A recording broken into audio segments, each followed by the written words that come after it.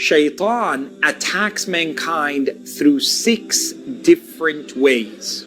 The first and most serious is the shaitan wants mankind to worship other than Allah. And Allah subhanahu wa ta'ala says, أَلَمْ أَعْهَدْ إِلَيْكُمْ يَا بَنِي آدَمَ أَلَّا تَعْبُدُوا الشَّيْطَانِ Didn't I make a covenant with you, O children of Adam, that you worship not the shaitan, that you turn away from the worship of the devil? وَأَنْ اعْبُدُونِي هَذَا صِرَاطٌ مُسْتَقِيمٌ That is the straight path of submission of Islam. So Allah tells us that the shaitan wants us to worship him, meaning that the shaitan wants us to worship anything other than Allah. It is the worship of the shaitan to give love, fear, hope to anything other than Allah subhanahu wa ta'ala in a way that should only be given to Allah.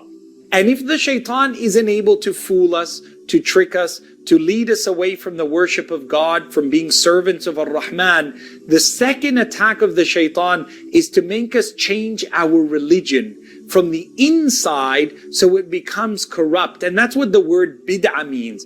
Bid'ah is heresy, where a person thinks they're doing good, thinks they're worshipping Allah, but shaitan has mixed up the aspects of faith, that it's been changed, that we're actually pleasing the shaitan by not doing it the way the Prophet taught us. So how do we go against this second aim of the shaitan, which is only second to us worshipping other than Allah? Is shaitan wants us to muddle up our faith, to change our religion, to take away from it certain things and to add to it things that shouldn't be in it. As Allah tells us in the Quran, الْيَوْمَ أَكْمَلْتُ لَكُمْ دِينَكُمْ On this day I made perfect for you your religion. وَأَتْمَمْتُ عَلَيْكُمْ نِعْمَتِي And I completed my favor upon you. وَرَضِيتُ لَكُمُ الْإِسْلَامَ دِينًا And I have shown you that the right deen, the right way of life is Islam, submission to me. So therefore, don't change from the faith what can't be added to it and what should never be taken from it. And therefore, always resist the call of people saying, we need to reinterpret this, we need to take these things out of the Quran, we don't need to follow the Sunnah. That is an attempt of the shaitan to confuse us as normal practicing Muslims. Our way is the way of hearing and obeying the word of Allah. The third attack of the shaitan is to make us fall into major sins. Sins that the Quran is very clear on. وَلَا تَقْرَبُوا الزِّنَا Don't go near sexual immorality. Don't look at haram things. Don't talk about it with the wrong people. Don't get involved in the processes that will lead you to doing things that are haram. That's a major sin. And the shaitan, if he can't get us to fall into major sins, that our eyes are polluted, our hearts are disfigured with haram, that we miss our prayers, that we're not comfortable in giving charity, that we're people who lie to other people to please them and to please ourselves. If he can't get us to do these major things, he comes at the minor, things that are sins, but that are not directly in the Quran, but we know that they're wrong in our judgment. We know in our heart that they are displeasing to Allah.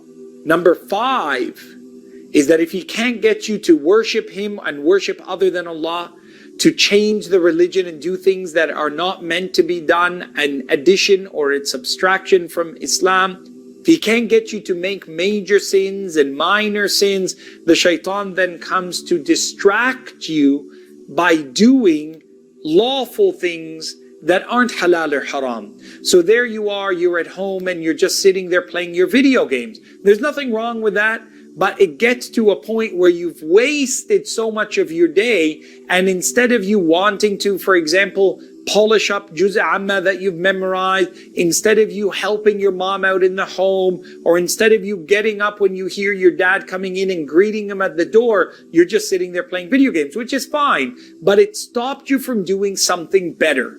And if doing permissible things stops you from doing better things, then it's also an attack from the shaitan. The last attempt of the shaitan is that the shaitan will try to get us to do good things that are lesser than the better things we intended to do. So it might be that you're coming to the masjid and you intended, mashallah, to pray and to give a little bit of a donation, and that you're going to buy your mom something really nice.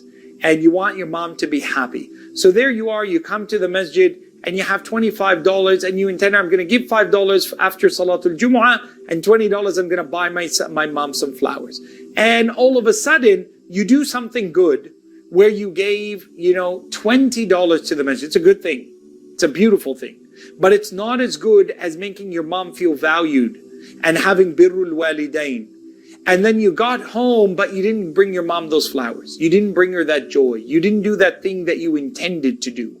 So the shaitan made you do something good. He opened for you a door of good, but he didn't let you do the better thing that you intended to do. You read from the Quran, but you had intended to finish a juz a day, but you read just a few pages, which is amazing.